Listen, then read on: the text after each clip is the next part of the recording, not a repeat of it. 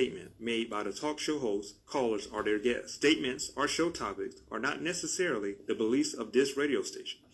Good afternoon, beloved, and welcome to this edition of Let's Chat America. I'm your host, Reverend Dr. L. Ronald Durham. So delighted to have you tuned in to the broadcast today here at Joy 106.3 FM. We're broadcasting live from the studios of Joy in Daytona Beach, Florida. We hope you are well. Hope all is well with you and your families, and to our listeners, whether you're home, in your car, or in your office, those who are coming into the Facebook Live feed, God bless all of you today. What a beautiful day we have here in the city of Florida.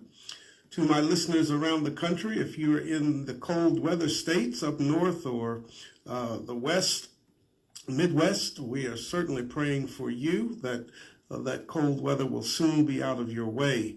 I know that there's still snow up in some parts of the country, and we hope that all is well and that you stay safe wherever you are. Today, of course, this is your radio program, so feel free to call me. The call-in number is 386-868-0635. That's 386-868-0635. We hope that you will be able to call with any questions or comments that you might have on the program today.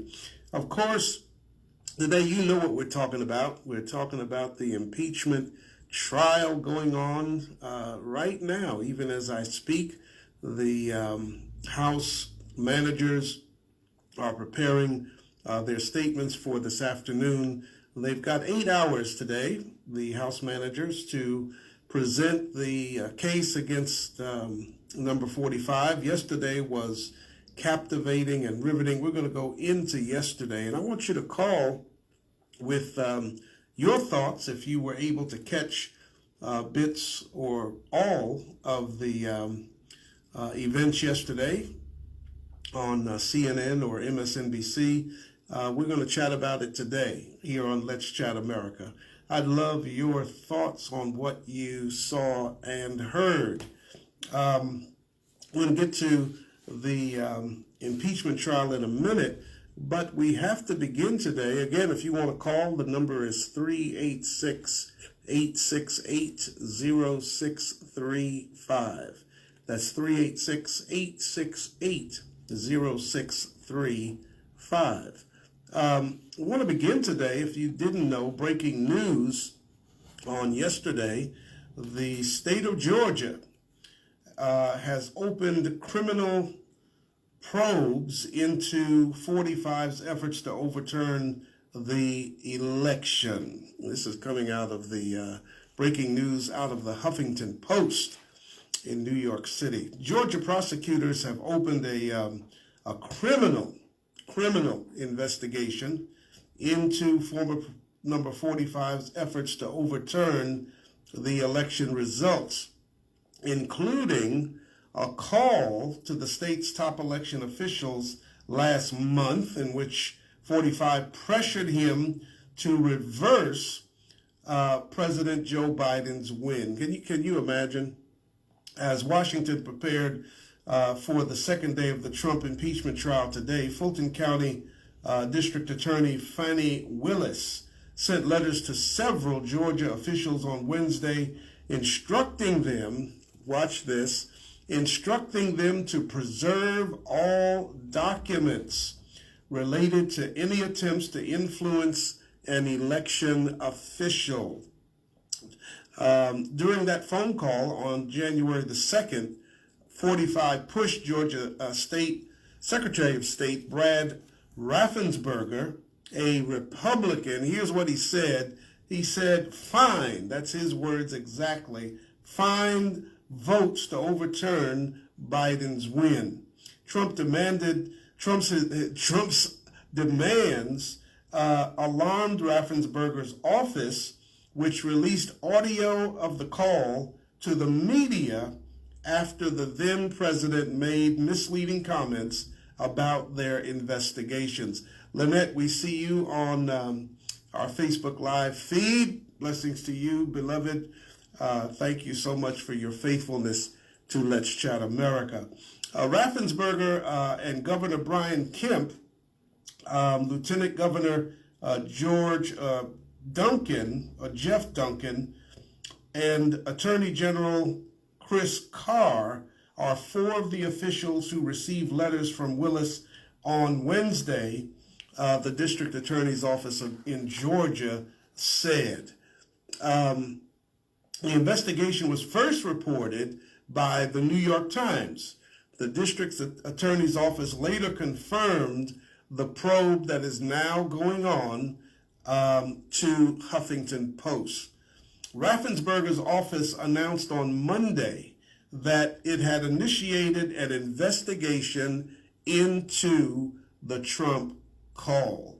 Now, Trump now faces criminal probes in 2 states, not just in Georgia, but there's a criminal probe going on in the state of New York, and he's being investigated in New York for financial crimes. In her letter to officials Wednesday, Willis, who is a Democrat, stated that the probe involves potential violations of Georgia law prohibiting the solicitation of election fraud, the making of false statements to state and local governmental bodies, conspiracy, racketeering, violation of oath of office, and any involvement in violence or threats related to the elections administration. Gardine, we see you on the Facebook Live feed. Blessings, beloved. We're happy to have you tuned in to Let's Chat America. If you're just tuning in, we're talking about breaking news. The state of Georgia has initiated criminal probes into number 45's attempt to overturn the election by pressuring Georgia state officials to find votes that would overturn President Biden's win. If you want to chat with me about this breaking news, we're going to get to the impeachment trial in a minute. You know I got to focus on that. But if you want to chat with me about the Georgia breaking news and the criminal probe, give me a call, 386-868-0635, 386-868-0635. Deborah, we see you on the Facebook Live feed. Good morning, beloved. And to all of you who are tuned in, we are so happy to have you on the air. Again, the number to call is 386-868-0635. To those of you on the Facebook Live feed, share our video with your friends, as Deborah just did on her Facebook page. We would love to have you do that. A caller called me back who just called in. We missed your call somehow. 5021, give us a call back. Somehow we missed your call. Please give us a call back. The number to call is 386-868-0635. 868-0635. Area code 386. So now, Willis noted in her that her office has no reason to believe any Georgia official is the target of the investigation. A grand jury is expected to convene next month, and the district attorney's office will begin requesting subpoenas then, according to Willis. Deacon Gillis, we see you on the Facebook Live feed. Good to see you on there, son. Blessings to you and your family. During the phone call, 45 appeared to actually threaten Raffensperger and Ryan Germany, the top lawyer in the Secretary of State's office, with criminal prosecution. He actually threatened to prosecute them criminally if they did not overturn the election. Trump said, quote, "All I want to do is this.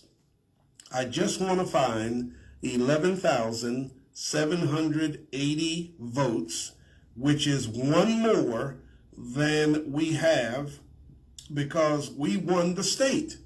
And flipping the state is the greatest testament to our country because, it's a testament that they can admit to a mistake or whatever you want to call it.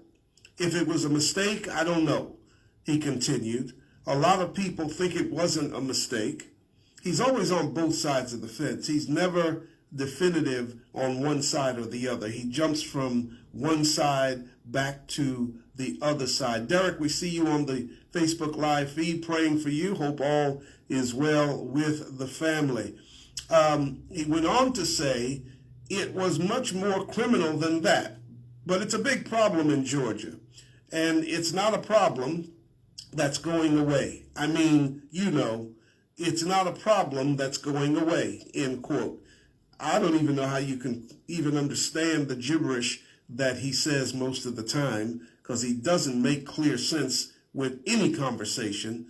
Raffensperger told Trump repeatedly during the call that he was, quote, "wrong," end quote, about the election results and stood by President Biden's win. Well, we have to give some credit to the Georgia state officials being pressured by the President of the United States and threatened with criminal charges if they did not overturn the election, that fair and free election that President Biden won in 2020. You're listening to Let's Chat America here on Joy 106.3 FM. I'm your host, Dr. L. Ronald Durham, and our breaking news today is the criminal probe, that was launched by the state of Georgia against number 45 to trying to overturn a free and fair election. If you want to comment on the breaking news out of Georgia, give me a call, 386-868-0635, 386-868-0635. In fact, I'm going to give you a second number that you can call today. If you can't get through on the 868-0635, then call me on 386-516-8031. That's 386-516-8031. Try calling me on that number if you can't get in on the other. Suleen, we see you on the Facebook Live feed. And those of you on Facebook, if you want to post a comment on the Facebook Live page, we'll see that, and we'll certainly get your comment or your question on the air today. So you got two numbers you can try today to call me, 386-868-0635, or try 386-516-8031. 386-516-8031. One of those numbers will get you in on the broadcast today. Well, as I mentioned, we got to get to the impeachment trial. The trial is going to be going on again today. The House impeachment managers were brilliant on yesterday. If you were watching on CNN or MSNBC, they laid out succinctly exactly what took place, exactly what was said by many of the insurrectionists and rioters who stormed the Capitol building, breached the Capitol building, broke into the Capitol building, looted the Capitol, taking items out of the sacred chambers of the senators and the House of Representatives. They really did a great job. So we're going to talk about the impeachment today, and I'd love to get your comments.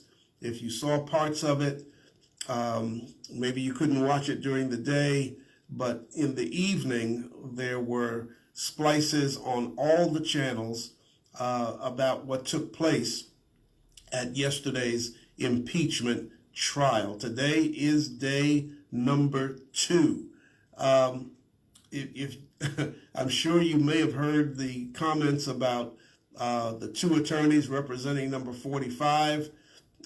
They did a terrible job. I think we have a caller. Caller, welcome to Let's Chat America. What's your question or your comment? Hi, my comment is I watched the impeachment trial yesterday.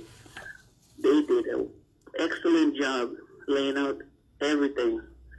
I mean, I could imagine what the senators and the people in the Capitol building went through. It was terrifying, it was scary, and if 45 is not found guilty, I just throw my hands up in the air. Because clearly, we know he incited all those, excuse me for calling them animals, and it was terrible. It was frightening. Like I said, I was watching it, and I got scared. So imagine the actual people who were there, what they went through. And like I said, they did a wonderful presentation yesterday. I'm very proud, and everything I saw, they laid it out on the table.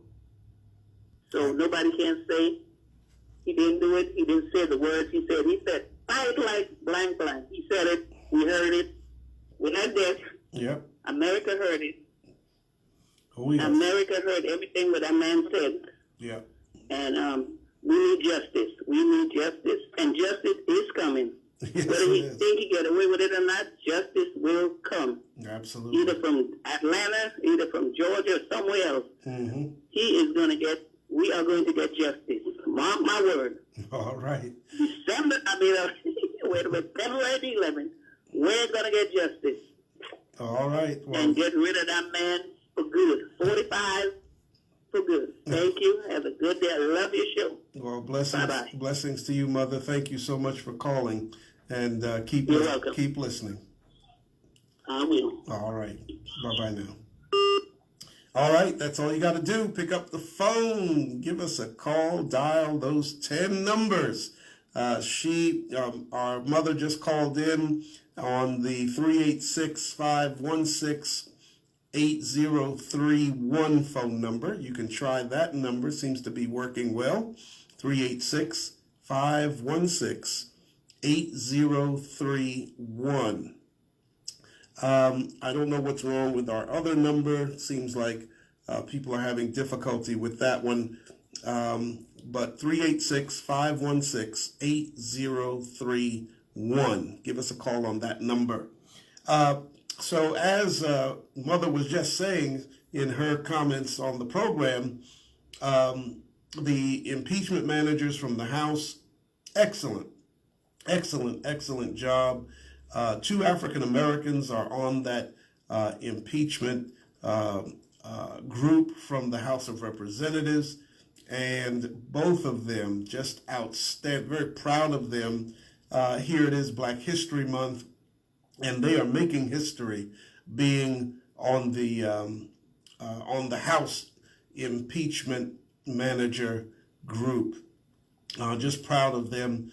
And I'm hoping to hear more from them today, as I know many of you are as well.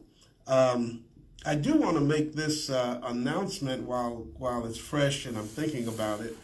There will be on Saturday, February 13th, Saturday, February the 13th, the day before Valentine's Day, there's a pre-Valentine's dinner that is being sponsored to feed the homeless, and they are looking for volunteers. The location of this meal that will be served is across from the Votran Transfer Plaza here in Daytona Beach. That is Mary McLeod Bethune, the corner of Mary McLeod Bethune and Ridgewood Avenue. If you know where that is, that's the Votran Transfer Plaza. And you can go down there. Starts at 12 noon until 2 p.m. If you'd like to volunteer, you might want to get there a little bit earlier, get there about 11:30, right on the corner of Mary McLeod Bethune Boulevard and Ridgewood Avenue. Pre-Valentine's dinner that is being sponsored by Samaria Elliott, a great young woman here, just graduated from college, native of Daytona Beach, and she has organized this event. Samaria Elliott is the organizer of this event. Great opportunity for you to give back by volunteering to help feed the homeless. So let's get back to the indictment of Trump and the trial that is going on, the impeachment trial in Washington, going on today. Want to take away some things that were reported about the impeachment trial from yesterday. And as I mentioned, I want you, if you want to call in, give me your thoughts and your views about it. Give me a call at 386-516-8031.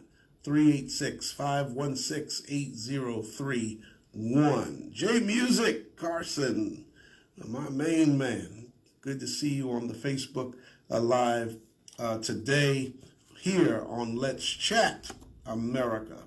So let's recap yesterday and the impeachment trial.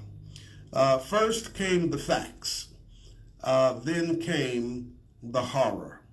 House impeachment managers gave a clear, succinct, crystal clear presentation linking number 45 to the violent assault on the U.S. Capitol on January the 6th, and then through a detailed, it was masterfully done, detailed patchwork of maps, security footage, and public video.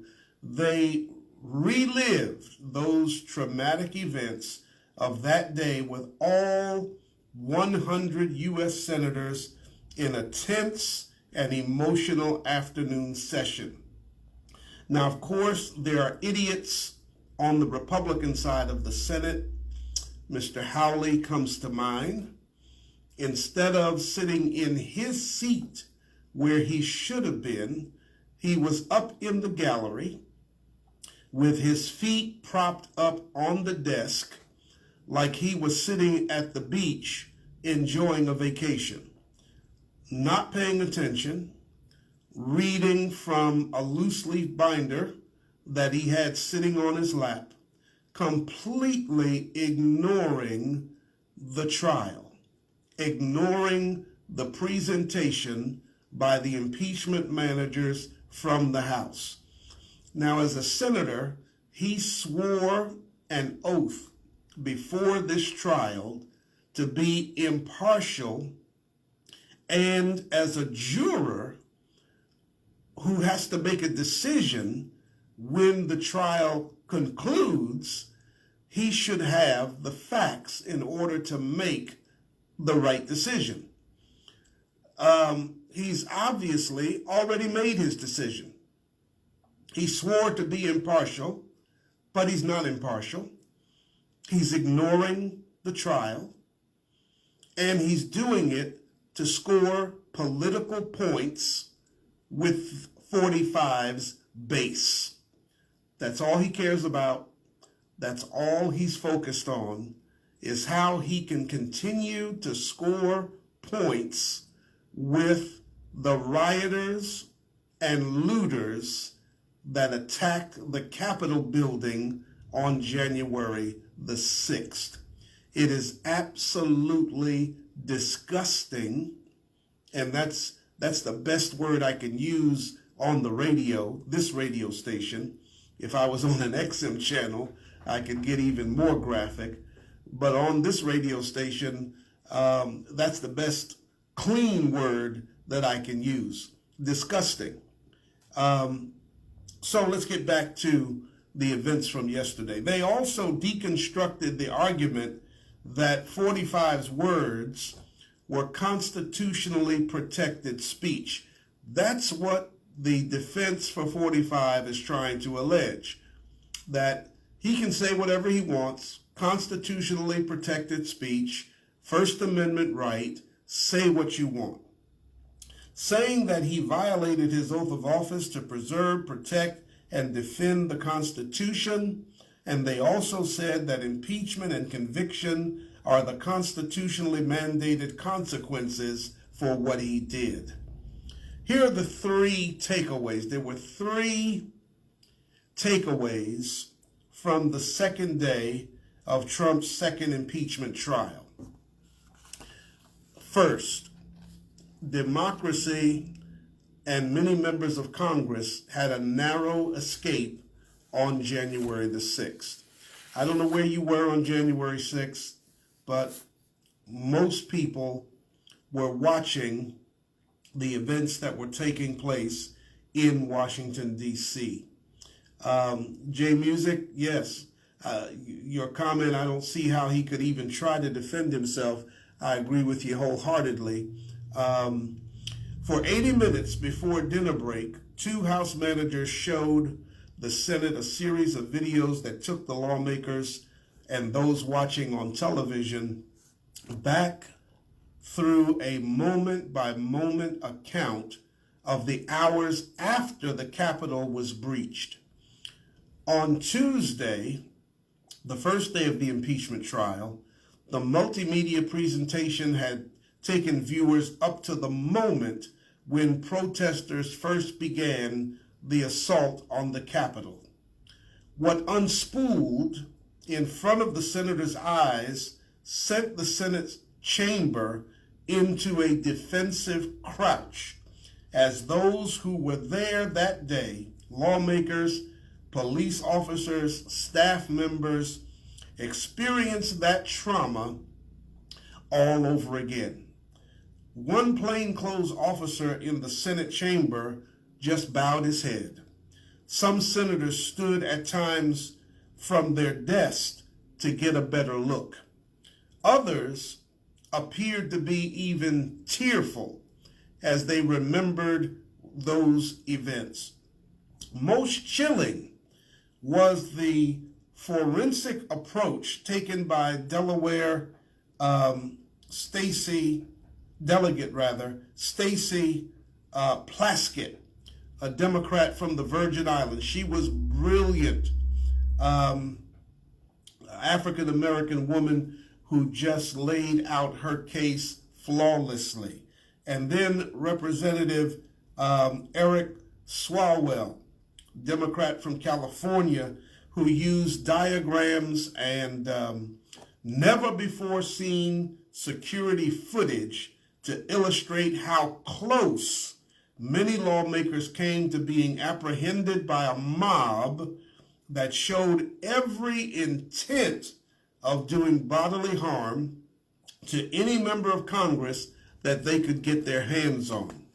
So even though Republicans may have felt safe that day, believe me, if that mob had gotten their hands on Republicans or Democrats, there would have been severe actions, I believe, that they would have taken up to and including bodily harm and potentially even killing them. Delegate Plaskett detailed the route taken in the Capitol by officers evacuating former then Vice President Pence and House Speaker Nancy Pelosi, and compared it to where clutches of rioters were at the same time. She showed video of those in the mob expressing their desire, quote, to hang Mike Pence. And if you saw any of the footage, you saw the makeshift gallows that they erected with a noose hanging from those gallows. And beloved, I would dare to say if those rioters and insurrectionists and seditionists had gotten their hands on Pence, I don't even want to think of what the consequences would have been. Just based on what they erected outside the Capitol building, a scaffold with a noose. The implication certainly is that they would have dragged him out of the Capitol building.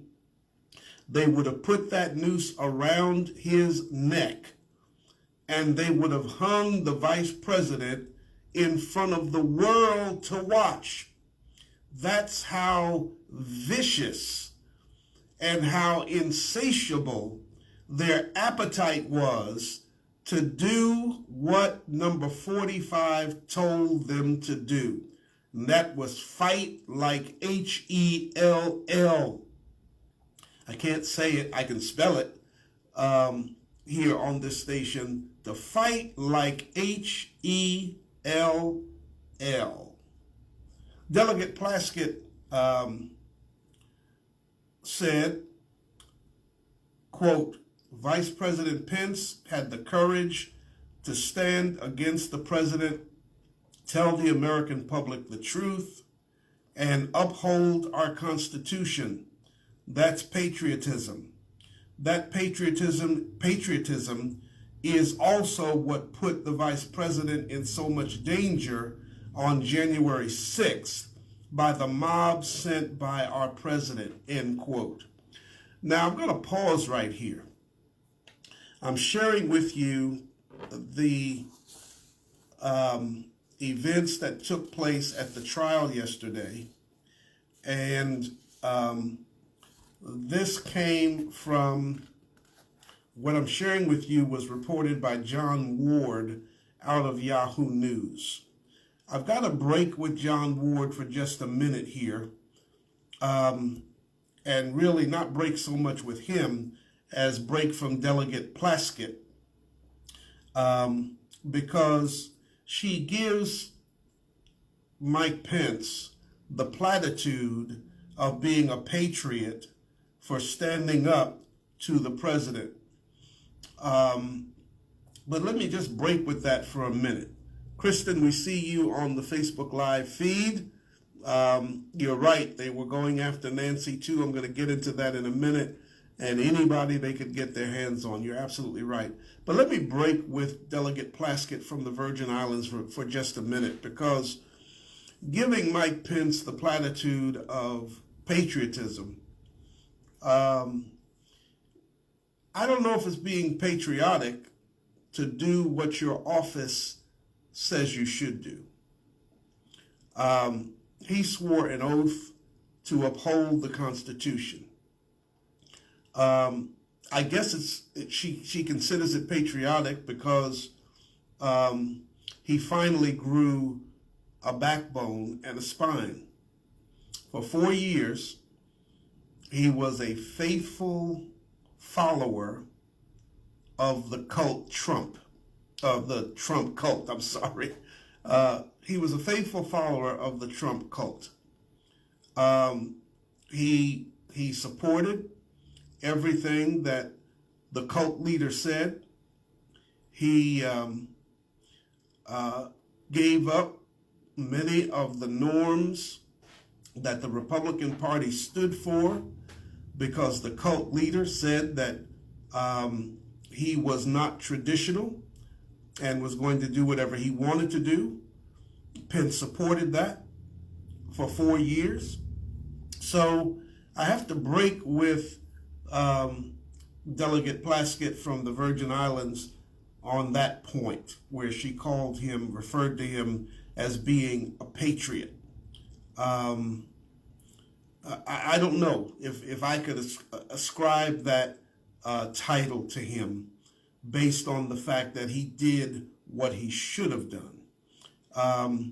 And so I have to just pause for that section. So let's get back to what happened yesterday.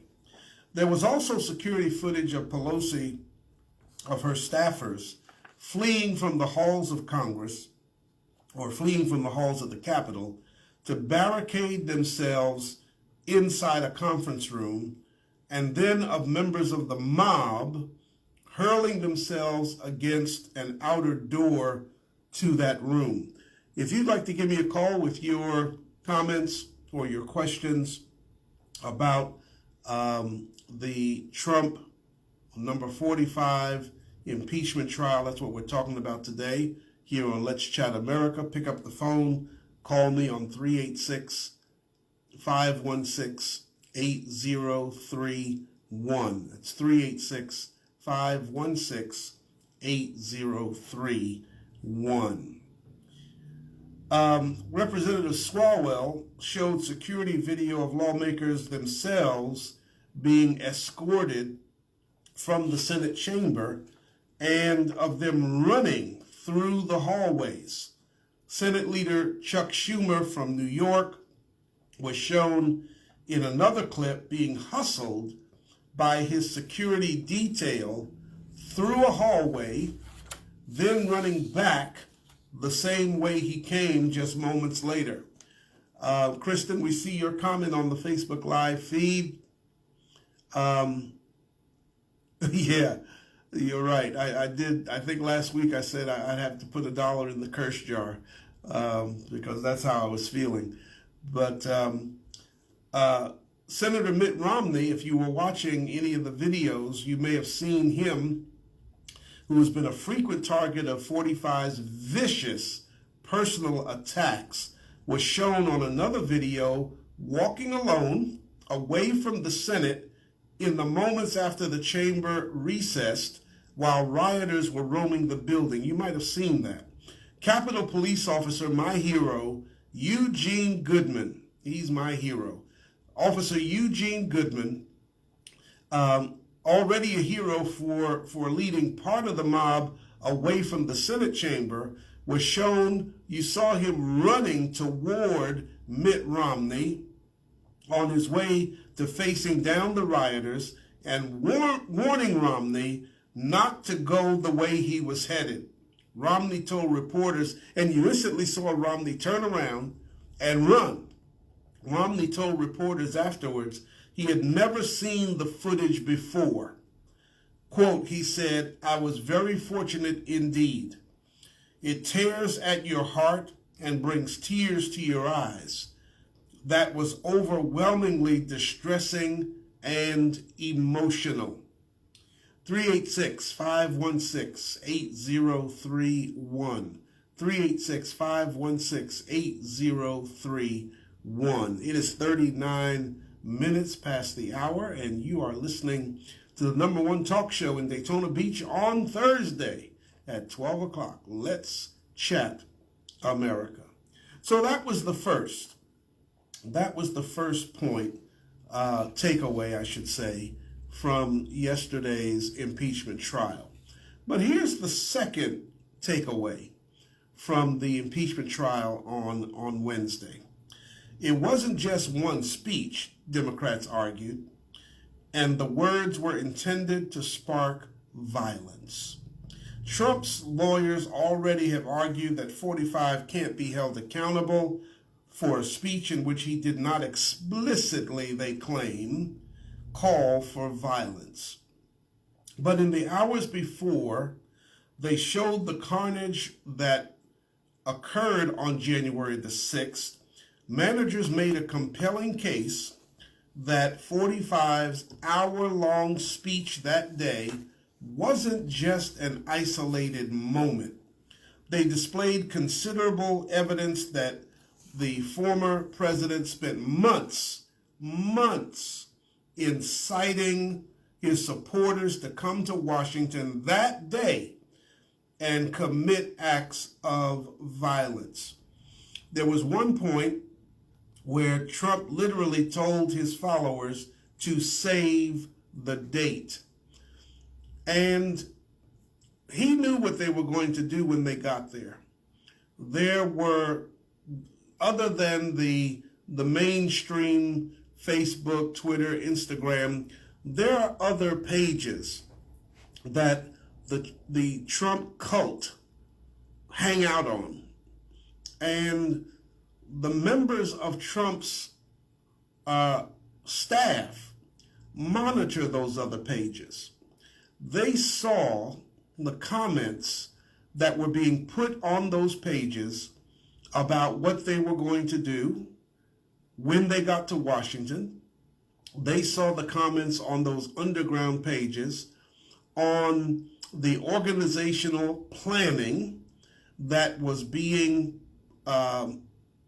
organized, I guess is the best word, by groups like the Proud Boys and the Oath Keepers and other white supremacist groups. They were organizing themselves. They were getting themselves in position to storm the Capitol. And all of that was being monitored by persons on Trump's staff. And they were following the comments that 45 was making on his Twitter pages as he was telling them to save the date of January the 6th. They knew what that meant. They understood it was their call to go to Washington, D.C. and to wreak havoc that day. So let's get back to the Yahoo News breakdown of the trial yesterday. 45 was not, and I repeat, not an innocent bystander whose followers acted on their own volition when they stormed the U.S. Capitol that day in a riot that killed 5 and injured scores of other persons, said Representative Jamie Raskin from Maryland. He's the lead impeachment manager. Rather, said Plaskett, Delegate Plaskett from the Virgin Islands, she said he, quote, cultivated the violence for months and deliberately encouraged it, end quote. The crowd on January the 6th was primed for violence. And that was thanks to 45's own rhetoric over the previous months. And he would have known exactly what they intended to do, the manager said. And he took this group of supporters and he directed them, he sent them like a laser focused point to march toward the Capitol and to fight like HELL. The House impeachment managers traced the evolution of Trump's assault on democracy, his basic public statements starting in the summer of 2020 that the election would be rigged. His false claims that he had actually won on the night of the election, his disregard for the results of over 60 court cases that dismissed his accusations of a rigged election over and over and over and over again, his attempts to pressure politicians in multiple states to overturn the results of the election, his harassment of election officials in Georgia. We talked about that at the top of the program. Georgia is now opened a criminal probe into his harassment of the election officials in Georgia, and his veiled threats after they refused to throw out the vote totals. His anger at his own Justice Department, their findings that no significant fraud took place, his pressure on members of Congress to contest the results, and his attempt to have then Vice President Mike Pence overturn the election. On January 6th, he knew he was at the end of the line. The end of the rope was there. Pastor McCray, we see you, my good friend. Your father was a close friend of mine through the years up in Pennsylvania. Hope all is well there with you and the family. Thank you so much for tuning in today. For those of you who'd like to give me a call, if you want to have a comment or you have a question about what we're reporting today, pick up the phone, give us a call. Will, we see you on the Facebook Live feed. Thank you so much. Give us a call if you'd like to chime into the conversation today. The phone number is 386-516-8031. 386-516-8031. You can dial that number and we will get you on the air. So getting back to the Yahoo News report from the impeachment trial yesterday,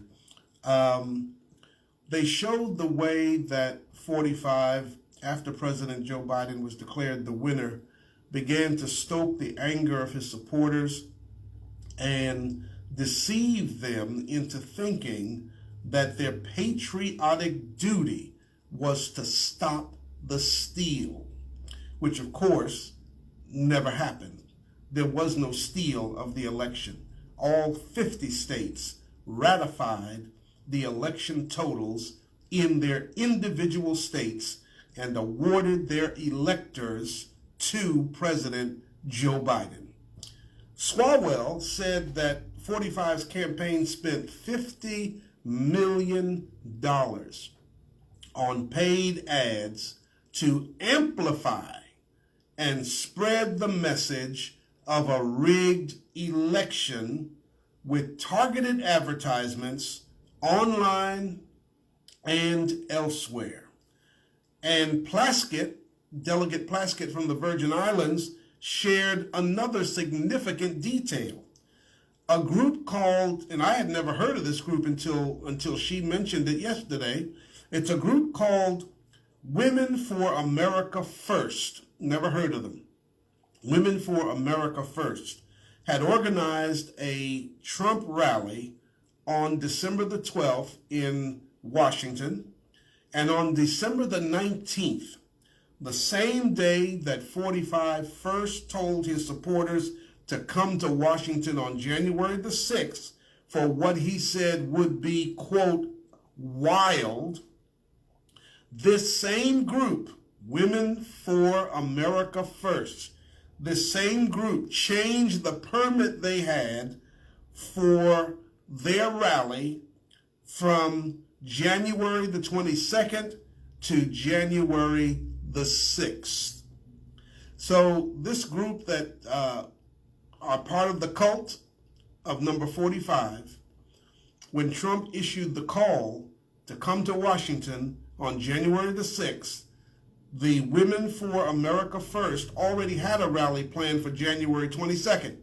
And when he gave the call to be there that day, they amended their permit in order to be there on January the 6th, the day that the cult leader told them to come. 45 was, quote, directly involved, end quote, in planning the January 6th rally, Plaskett said, and noted that the rally was planned so that it would take place just before Congress certified the election results, with Pence presiding over that process. In addition, the Democratic managers demonstrated that 45 would have known violence was likely for weeks before January 6th, and that he kept turning up the temperature or turning up the volume in the nation despite growing episodes of violence. As street battles broke out in D.C. on December 12th, and 45 supporters tried to run a Biden campaign bus off the highway. Y'all remember that? They tried to run a Biden campaign bus off the highway, which would have caused massive injuries and probably death to many of those persons who were on the bus. But that's how rabid the mindset is of the Trump cult. It doesn't matter whether they injure you bodily. It doesn't matter if they kill you physically. If they are ordered by the Trump cult leader to perpetrate violence, they will perpetrate violence. Let's get back to it. Representative Joe Neguse, I really come to admire this young man. I don't know if you watched him on yesterday. Joe Neguse from Colorado said, quote, he, meaning 45, assembled the mob, he summoned the mob, and he incited the mob. He knew when he took that podium on that fateful morning that those in attendance had heeded his words and they were waiting for his orders to begin fighting, end quote. Delegate Plaskett hammered on the abundant evidence that the violence was easily foreseeable. Unless you were Stevie Wonder and couldn't see, the evidence was absolutely foreseeable. Delegate Plaskett said, quote, Donald Trump knew the people he was inciting, he saw the violence they were capable of, and he had a pattern and practice of praising and encouraging that violence, never ever condemning it. This was months of cultivating a base of people who were violent, praising that violence, and then leaving that violence, that rage, straight at the door. Leaving that violence, that rage, straight at the door. He had every reason to know they were armed and that they would actually fight.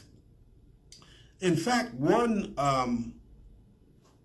cult member of 45's cult, it was reported, said to his son before he left to go to Washington, he said to his young son, and I'm paraphrasing, he said, I'm going to Washington, and I just want you to know that I may not come back. I may not come home. Something may happen to me while I'm there. So this is the kind of convoluted mindset that many have in the Trump cult. And it's not, and let me just say this, it's not all Republicans, but there is a broad swath of those in the Republican Party who were brought in by 45.